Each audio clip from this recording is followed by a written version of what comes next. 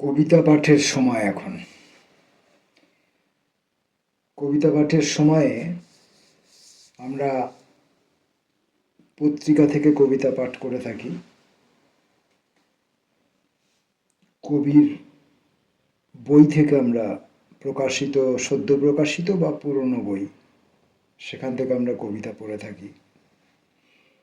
কবিতা পাঠের সময়ে আমরা সংকলিত কাব্যগ্রন্থ, যেখানে অনেক কবির কবিতা একসঙ্গে সংকলিত থাকে, সেখান থেকে আমরা কবিতা পড়ে থাকি। কবিতা পাঠের সময়ে আমরা এবং ইত্যাদি আরও নানাবিধ সূত্র থেকে, যে যদি সেটা আমাদের পক্ষে সংগ্রহ করা সম্ভব হয় এবং সেটা পরিবেশনে কারোর কোনো তীব্র আপত্তি না থাকে। আজকাল প্রচুর আইনানুগ ঘোষণা বইয়ের মধ্যে দেয়া থাকে, যেগুলো মেনে চললে আসলে কবির বইটি গৃহবন্দী হয়ে থাকার, আদতে যেটা থাকে আর কি, আমাদের মতো সাধারণ কবিদের বই গৃহবন্দী হয়ে থাকে এবং পোকায় কাটে, সেটার সম্ভাবনাকে আরও বাড়িয়ে দেয় ওই বইটির শুরুতে যে ঘোষণাটি তথাকথিত প্রকাশক দিয়ে থাকেন। প্রকাশকের কথাই বলবো, কারণ লেখক স্বভাবতই চাইবেন তার বইটি পাঠকের হাতে ছড়িয়ে পড়ুক, পৌঁছে যাক। এটা সমস্ত লেখকই চাইবেন। আর সাধারণত লেখক বই বিক্রি করে বইয়ের বাণিজ্যিকীকরণের সঙ্গে যুক্ত থাকেন না। যারা শুধুমাত্র লেখালেখির ওপর, কলম চালিয়ে লেখালেখি করে সেখান থেকে উপার্জন করে তবে জীবিকা নির্বাহ করেন, তেমন লেখক বর্তমান বাংলায় তেমন লেখক খুবই কম। তো তেমন লেখক যারা, তারা হয়তো প্রকাশকের কাছে দায়বদ্ধ থাকেন যে তাদের বই বিক্রি হওয়ার ক্ষেত্রে কোনো অন্তরায় যাতে না হয়, তেমন কোনো পরিস্থিতির সঙ্গে লেখক যেন যুক্ত না থাকেন। সেটা হতে পারে। কিন্তু যে সমস্ত লেখকদের আলাদা একটি জীবিকা আছে, সুনির্দিষ্ট একটি আলাদা জীবিকা আছে, এবং যারা জানেন যে তাদের বই সেই অর্থে বিক্রি হয় না, সেই অর্থে পণ্য নয়, তারা স্বভাবতই তাদের বই পাঠকের হাতে পৌঁছে যাক, পাঠক পড়ুক, এটুকুই তাদের প্রথম চাওয়া থাকবে।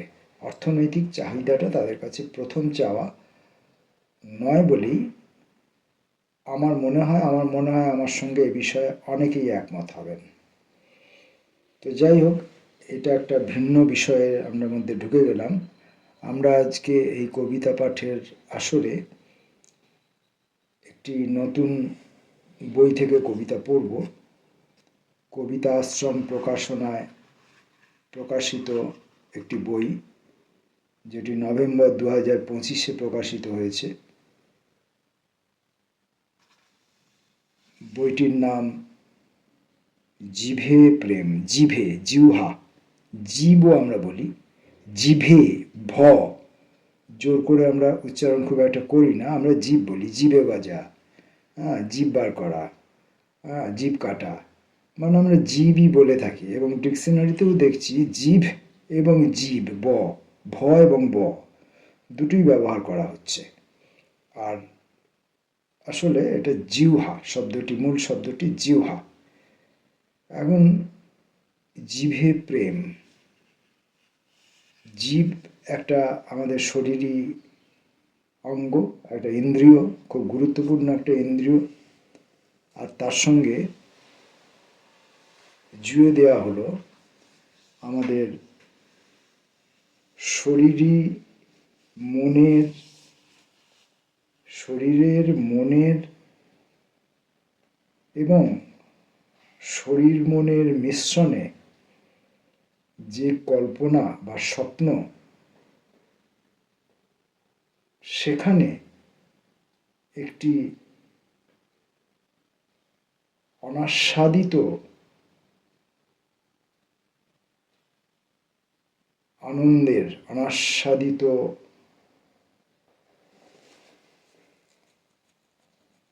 কি বলবো, অনাস্বাদিত আনন্দ, অনাস্বাদিত চাওয়া, অনাস্বাদিত আকাঙ্ক্ষা, যা আমি এখনো আস্বাদন করিনি কিন্তু আমি আস্বাদন করতে চাই, তেমন একটি জিনিস হচ্ছে প্রেম। প্রেম সাধারণত এই নিয়ে অনেক তর্ক বিবাদ আছে, প্রেম আছে কি নেই, আসল প্রেম কি, নকল প্রেম কি, আমরা সে বিষয়ে যাব না। আমরা কবিতার বই থেকে কবিতা পড়ব এবং সেখানেই আমরা আলোচনায় আবদ্ধ থাকতে চাইব। কিন্তু আমি এই জীব আর প্রেম, এই দুইটি শব্দের সঙ্গে যে সমন্বয়, জীবের সঙ্গে, একটি শরীরের গুরুত্বপূর্ণ অঙ্গ, আর প্রেম হচ্ছে আমাদের শরীরই মানে জীবনী শক্তি প্রকাশের একটি গুরুত্বপূর্ণ লক্ষণ প্রেম। শুধু মানুষের নয়, অন্য প্রাণীর এবং উদ্ভিজ প্রত্যেকেরই। এবার প্রশ্ন আসতে পারে যে অন্যান্য প্রাণী এবং উদ্ভিজ শ্রেণী তাদের বংশ বিস্তারের জন্যে যে কাজটি করে থাকেন, যে পদ্ধতিটি অবলম্বন করে থাকেন, অর্থাৎ যৌন ক্রিয়া, সেটি মানুষও করে থাকে। এখন সেটাই কি প্রেম? সম্ভবত নয়, আবার সম্ভবত নয় বলাও যাবে না। কারণ প্রেমের একটা ধর্ম হচ্ছে আকর্ষণ। আকর্ষণ যে ক্ষেত্রে কাজ করে তার সব কিছুকেই আমরা প্রেম বলি। যেমন ঐশ্বরীয় প্রেম, চৈতন্যদেব তিনি কৃষ্ণের প্রতি আকৃষ্ট, অথবা সুভাষচন্দ্র বোস দেশের প্রতি আকৃষ্ট, দেশপ্রেম।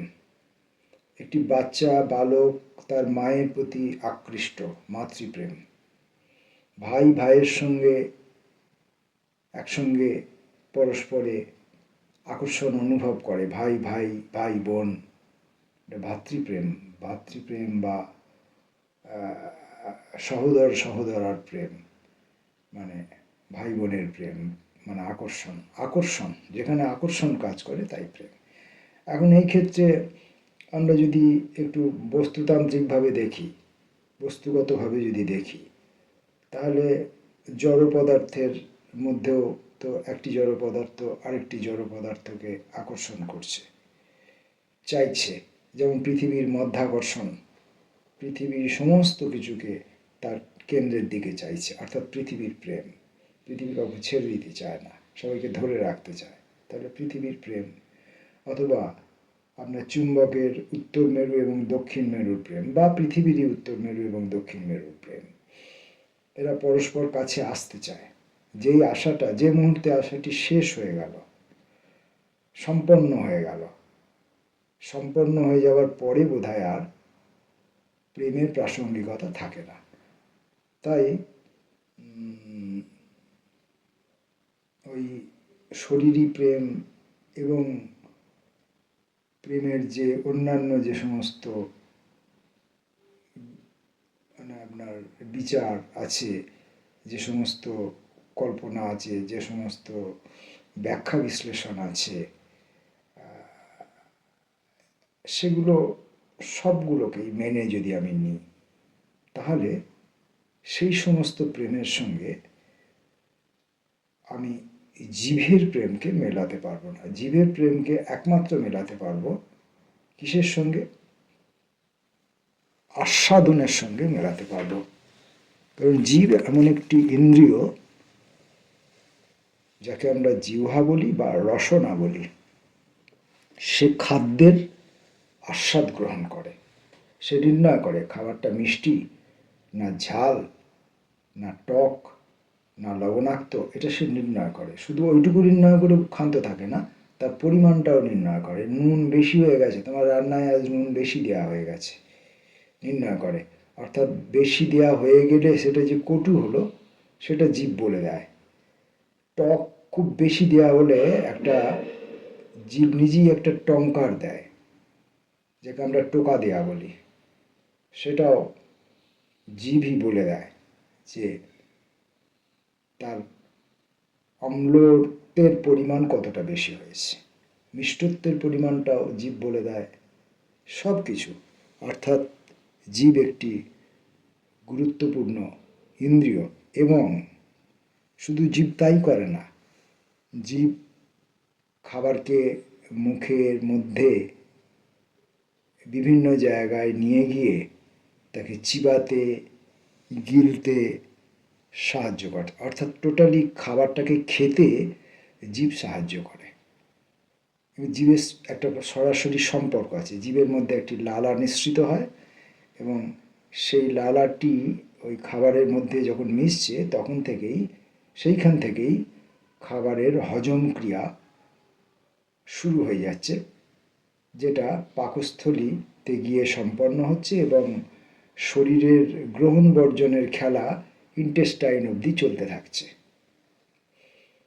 তো জীব এরকম একটা গুরুত্বপূর্ণ অংশ। জীব আর কি করে না, মানুষ যে কথা বলে সেখানেও জীবের একটা ভূমিকা আছে। অন্যান্য প্রাণী যারা বিভিন্ন রকমের ডাকাডাকি করে, তাদের তো বলা হয় তাদের ভাষা নেই, তাদের ভাষা আছে কি নেই সে আমি জানি না, আমি সেটা বলতে পারবো না। মানুষ বলে যে মানুষ ছাড়া অন্য কোনো প্রাণীর ভাষা নেই, তো সেটা হতে পারে, জানি না। কিন্তু মানুষের ভাষা আছে, প্রত্যেকটি মানুষের নিজস্ব ভাষা আছে, নিজস্ব ভাষা আছে। একটি তার দেশীয় ভাষা আছে, তার আঞ্চলিক ভাষা আছে, তার সামাজিক ভাষা আছে। এই সব ভাষার ঊর্ধ্বেও প্রত্যেকটি মানুষের একটি নিজস্ব ব্যক্তিগত ভাষা আছে। সেই ভাষাগুলি একটি মানুষ থেকে আর একটি মানুষের অন্য অন্য রকমের হয়ে থাকে। সেই জন্যে একটা মানুষের কথা আর একটা মানুষের কথা, দুটো মানুষের কথা বুঝে উঠতে খানিকটা সময় লাগে, দুটো মানুষের মধ্যে সম্পর্ক গড়ে উঠতে সময় লাগে, বা অনেক সময় সম্পর্ক গড়ে উঠতে চায় না, কারণ দুটো মানুষের ভাষা বলার যে ধরন, সেই দুটো মানুষের কথা বলার ধরন যদি, বা সেই কথাগুলোকে গ্রহণ করার ধরন যদি প্রত্যেক দুজনের, সেই দুজনের মধ্যে যদি একই রকম না হয়, তাহলে তারা সেটা গ্রহণ করতে পারে না। আর গ্রহণ করতে না পারলে তখন আকর্ষণ বোধ করে না, আর আকর্ষণ বোধ না করলে দুটো মানুষের মধ্যে শুধুমাত্র মুখের কথার দ্বারা প্রেম সম্পন্ন হতে পারে না। তো জিভের কাজ হচ্ছে বাকযন্ত্রের সাহায্য নিয়ে কথা বলা। জীব না থাকলে কিন্তু কথা বলা যাবে না। তো জীবের কাজ হচ্ছে বাকযন্ত্রের সাহায্য নিয়ে কথা বলা। কথা অনেক রকমের হয়, যেমন আমি যে সমস্ত খাবার খাচ্ছি তার যেমন প্রচুর অনেক রকমের স্বাদ রয়েছে, টক, মিষ্টি, ঝাল, তেঁতো, তেমনি জিভে যে কথা বলা হয় তাদেরও বিভিন্ন রকমের স্বাদ, টক, মিষ্টি, ঝাল, তেঁতো, বিভিন্ন রকমের কথা আমরা বিভিন্ন মানুষের মুখে শুনে থাকি, বা একই মানুষ বিভিন্ন সময় বিভিন্ন রকমের কথা বলে থাকে, বিভিন্ন স্বাদের কথা বলে থাকে। যে সমস্ত স্বাদগুলি কখনো মানুষকে আকৃষ্ট করে, কখনো মানুষকে খুশি করে, কখনো মানুষকে অখুশি করে, কখনো মানুষকে বিকর্ষিত করে। তাহলে জিভের সঙ্গে যে প্রেমের সম্পর্ক, সেটা একটা মোটামুটি একটা বিশ্লেষণের মধ্যে আমরা আসতে পারলাম যে জিভে প্রেম এই দুটো শব্দকে পাশাপাশি কবি কেন ব্যবহার করলেন। আমি জানি না কবি এইসব ভেবে ব্যবহার করেছেন কিনা, কিন্তু আমি বইটা হাতে নিয়ে বইয়ের ভেতরে না ঢুকে শুধুমাত্র এই দুটো শব্দকে নিয়ে ভাবতে ভাবতেই আমি এতগুলো কথা অশিক্ষিত মানুষ হিসাবে আমার যা কল্পনা এলো, ভাবনা চিন্তা এলো, যে দুটো শব্দের মধ্যে কি কি সম্পর্ক থাকতে পারে। তো এই হচ্ছে রুমা তপাদারের কাব্যগ্রন্থ জীবে প্রেম, সেখান থেকে আমরা কবিতা পড়ব। বইটির ভেতরে ঢোকার আগে দেখি লেখা আছে, দেহের ভেতরে সব শব্দ একসঙ্গে উষ্ণতা গান গায়, ওই সুর সেই শোনে যে জেনেছে নারী অঙ্গ নাম, তুমি যাকে কাম বলো তা আসলে প্রেম ও প্রণাম। তাহলে এই যে জিভে প্রেম বলা আছে, সে প্রেমের কবিকৃত একটা ধারণা আমরা এখানে পেলাম, যে প্রেম আসলে প্রণামও বটে, ভালোবাসা এবং প্রণাম, মানে কাম এবং প্রণাম দুটো একসঙ্গে, কামও বটে প্রণামও বটে। তো এই বইটি থেকে আমরা প্রথম কবিতাটা পড়ি, দেখি।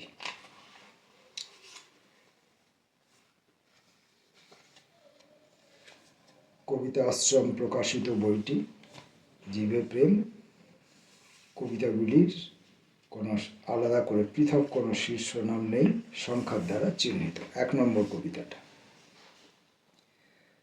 আমার নাভিটি জীব দিয়ে ঘোরাচ্ছে ঈশ্বর,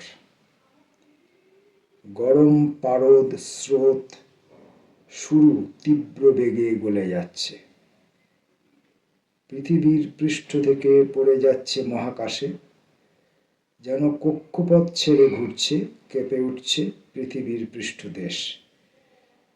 কেউ কিছু জানছে না, হোটেলের বন্ধ রুম, ঠান্ডা ঘর হিম, তবু ঘর্মাক্ত দেহের কাছে ম্লান সব। সে শুধুই জীব ঘোরাচ্ছে, ঘরের ছাদ ফেটে যাচ্ছে, আমার চোখের সামনে মহাকাশ তৃপ্ত হতে চায় দৃশ্য দেখে। আমি দৃশ্য নয়, অন্ধকার দেখছি, অন্ধকারে কালো বিন্দু ঘুরছে শূন্যতায়, মহাকাশ পৃথিবীতে জমি খুঁজছে জীব যদি স্পর্শ করে সেই প্রত্যাশায়। এখন আমি কবিতার প্রথম লাইনটাতে ফিরে যাব। আমার নাভিটি জীব দিয়ে ঘোরাচ্ছে ঈশ্বর। আমি এই লাইনটিতে পড়বার পর আমি একটা কতগুলো প্রশ্নের মুখে পড়ছি। আমাদের বাংলা বাক্য সাধারণত যে ব্যাকরণগত যে নিয়ম, সেটা হচ্ছে যে কর্তা, কর্ম এবং ক্রিয়া। অর্থাৎ যদি এই বাক্যটা এরকম হয়, যদি বাক্যের বক্তব্য এইটা হয় যে ঈশ্বর তার জীব দিয়ে আমার নাভিটি ঘোরাচ্ছেন, তাহলে এরকম হতো যে ঈশ্বর জীব দিয়ে আমার নাভিটি ঘোরাচ্ছেন, এরকম হতো। কিন্তু কবিতা ওই ব্যাকরণের নিয়মে অনুযায়ী কথা বলতে অভ্যস্ত নয়। সে ইচ্ছে করলে ব্যাকরণের নিয়মকে মান্যতা দিতে পারে, কিন্তু সে বাধ্য নয়। কবিতার নিজস্ব কিছু ব্যাকরণ আছে। তো যেখানে কবিতার সৌন্দর্য প্রকাশ পায়, এবং শুধু সৌন্দর্য নয়, কবিতার মধ্য দিয়ে যে আমরা বক্তব্যটা রাখছি তার মাত্রা বৃদ্ধি পায়, রহস্যের মাত্রা বৃদ্ধি পায় এবং অর্থের মাত্রা বৃদ্ধি পায়, তাৎপর্য বাড়ে। সেই যে রীতিটা, সেটা ব্যাকরণসম্মত হোক বা না হোক, সেটা হচ্ছে কবিতার নিজস্ব ব্যাকরণ। তাই এখানে বলা হচ্ছে আমার নাভিটি জীব দিয়ে ঘোরাচ্ছে ঈশ্বর। এখন আমি এরকম তো ভাবতে পারি যে আমার নাভিটিই হচ্ছে কর্তা, আমার নাভিটিই হচ্ছে কর্তা, তিনি জীব দিয়ে ঈশ্বরকে ঘোরাচ্ছেন। এমন তো হতে পারে? হতে পারে না। হতে পারে কি পারে না? আমার একটি বহুদিন আগের সপ্তর্ষি প্রকাশনা থেকে আমার একটি বই প্রকাশিত হয়েছিল। কথা প্রসঙ্গে সেটিতে ফিরে এলাম সেই বইটির কথায়। সেখানে ছিল নাভিকুণ্ডে তীব্র হাতছানি। এখন নাভিকুণ্ড বললেই লোকে মানুষের শরীরের নাভিকে বোঝায়, এবং মানুষ সাধারণত নারীর শরীরের নাভিকে বোঝায়। এখন প্রত্যেকটি জিনিসের, প্রত্যেকটি চেতনা, প্রত্যেকটি ভাবের, প্রত্যেকটি গ্রহের, প্রত্যেকটি মহাকাশের যাবতীয় যা কিছু, গ্যালাক্সিতে যাবতীয় যা কিছু জগৎ, দুনিয়া, ঘটনা, সমস্ত কিছুর কিন্তু একটি নাভি আছে, অর্থাৎ একটা কেন্দ্রীয় জায়গা আছে যেখান থেকে সব কিছু বৃত্তের কেন্দ্র যেমন থাকে, বৃত্তের কেন্দ্র, সেখান থেকে হয় সম্পূর্ণটা নিয়ন্ত্রিত হচ্ছে, অথবা সম্পূর্ণটা এসে পৌঁছাতে চাইছে সেই জায়গাটির কাছে। দুটো একটা হতে পারে। তাহলে আবার কবিতার প্রথম লাইনটিতে এমনটা হতে পারে যে আমার নাভিটি ঈশ্বর তার জীব দিয়ে ঘোরাচ্ছেন, অথবা আমার নাভিটি সে তার নিজের জীব দিয়ে ঈশ্বরকে ঘোরাচ্ছেন। কি বলতে চাইছেন কবি? পাঠকের কি মনে হচ্ছে? গরম পারদ স্রোত শুরু তীব্র বেগে গলে যাচ্ছে, পৃথিবীর পৃষ্ঠ থেকে পড়ে যাচ্ছে মহাকাশে। কখনো কখনো তিনি কিন্তু এই যে তিনি প্রথমে বলেছেন যে নারী অঙ্গ কথা বলেছেন, কামের কথা বলেছেন, এবং কামকে প্রেম এবং প্রণাম দুই বলেছেন, কিন্তু এই কবিতার ভেতরে ঢুকে আমি প্রথম কবিতার ভেতরে ঢুকেই আমি দেখছি যে তিনি কখনো কখনো শরীরী প্রেমের কথা, শরীরী কামের কথায় রয়েছেন, শরীরী অঙ্গ প্রত্যঙ্গগুলির কথায় রয়েছেন, আবার কখনো কখনো সেখান থেকে তিনি বেরিয়ে পড়ছেন, বেরিয়ে সম্পূর্ণ পৃথিবীটা এবং সম্পূর্ণ পৃথিবী ছাড়িয়ে মহাকাশ পর্যন্ত পৌঁছে যাচ্ছেন। পৃথিবীর পৃষ্ঠ থেকে পড়ে যাচ্ছে মহাকাশে, যেন কক্ষপথ ছেড়ে ঘুরছে, কেঁপে উঠছে পৃথিবীর পৃষ্ঠদেশ। কেউ কিছু জানছে না হোটেলের বন্ধ রুম। এবার আবার তিনি চলে এলেন সেই যে কামজ খেলা, সেখানে তিনি চলে এলেন, অর্থাৎ হোটেলের রুম বন্ধ, সেখানে মানব মানবী, মানব মানব, মানবী মানবী বা মানব মানবী, সাধারণত মানব মানবী, তারা এই কামজ খেলায় মত্ত। কেউ একজন ঈশ্বর এবং কেউ একজন হচ্ছে তার প্রার্থিত জন। সেই ঈশ্বর ওই প্রার্থিত জনের নাভিটি জীব দিয়ে ঘোরাচ্ছেন, অথবা ওই প্রার্থিত জন ঈশ্বরকে ওই হোটেলের মধ্যে নিয়ে এসে তাকে তার নাভি দিয়ে ঘুরিয়ে নাস্তানাবুদ করছেন। যেমন ভাববেন ভাবুন, ঠান্ডা ঘর, হিম, এসি করা ঘর, তবু দেহ ঘামছে, যা স্বাভাবিক ব্যাপার, শরীরী ক্রিয়াকর্মে যা বহিঃপ্রকাশ সেটা এখানে বলা হচ্ছে। তখন আবার তিনি জাগতিক কথাবার্তা বলছেন, কামজ কথাবার্তা বলছেন। আমি দৃশ্য নয় অন্ধকার দেখছি, অন্ধকারে কালো বিন্দু ঘুরছে শূন্যতায়। আবার তিনি এই শরীরী কথাবার্তা, কামজ কথাবার্তা এখান থেকে ছেড়ে আবার একটা কোথাও প্রতীকী জায়গায় চলে যাচ্ছেন, যেন উনি কথা বলতে চাননি, উনি যেন দেহের কথা বলতে চাননি, কামের কথা বলতে চাননি, কামজ প্রেমের কথা বলতে চাননি, শরীরী প্রেমের কথা বলতে চাননি, তিনি যেন অন্য কোনো বৃহত্তর কোনো খেলার কথা বলতে চেয়েছেন। সেই জন্যে তিনি কবিতার মধ্যে কখনো কখনো তিনি শরীরে আছেন, আবার কখনো কখনো তিনি শরীর ছাড়িয়ে অশরীরীময় পৃথিবী বা অশরীরীময় ব্রহ্মাণ্ডের মধ্যে বিচরণ করছেন ঈশ্বরের হাত ধরে, অথবা ঈশ্বরকে তাঁর হাত ধরে বিচরণ করতে বাধ্য করছেন। আমরা আজকে এই প্রথম কবিতাটি পড়ব, আর অতিরিক্ত কবিতা পড়ব না, কারণ আমি প্রথমে অনেক বেশি কথা বলে ফেলেছি, যার জন্যে ভিডিওটা বড় হয়ে গেছে। আমি এই কবিতাটি আর একবার পড়ব। আমার নাভিটি জীব দিয়ে ঘোরাচ্ছে ঈশ্বর, গরম পারদ স্রোত শুরু তীব্র বেগে গলে যাচ্ছে, পৃথিবীর পৃষ্ঠ থেকে পড়ে যাচ্ছে মহাকাশে, যেন কক্ষপথ ছেড়ে ঘুরছে, কেঁপে উঠছে পৃথিবীর পৃষ্ঠদেশ। কেউ কিছু জানছে না হোটেলের বন্ধ রুম, ঠান্ডা ঘর, হিম, তবু ঘর্মাক্ত দেহের কাছে ম্লান সব। সে শুধুই জীব ঘোরাচ্ছে, ঘরের ছাদ ফেটে যাচ্ছে শীতকালে, আমার চোখের সামনে মহাকাশ তৃপ্ত হতে চায় দৃশ্য দেখে। আমার চোখের সামনে মহাকাশ তৃপ্ত হতে চায় দৃশ্য দেখে। মহাকাশ নিজে এই সঙ্গম দৃশ্য দেখতে চাইছেন। এই সঙ্গম বা সেই সঙ্গমের কথা এখানে বলা হয়নি, এখানে বলা হচ্ছে ওই জীব চাটার কথা বলা হচ্ছে, বা জীব দিয়ে যাবতীয় ক্রিয়াকর্মের কথা বলা হচ্ছে। সেটা মহাকাশ দেখতে চাইছে, যেন গোটা ব্রহ্মাণ্ডই যেন এই ক্রিয়াকর্মটি দেখতে চাইছে। মহাকাশ পৃথিবীতে জমি খুঁজছে জীব যদি স্পর্শ করে সেই প্রত্যাশায়। মহাকাশেরও ওই তৃষ্ণা জেগে উঠছে যদি কেউ জীব দিয়ে তাকে স্পর্শ করে। ধন্যবাদ। আমরা এই কবিতা বইটি নিয়ে অন্য আর একদিন পাঠে আসবো।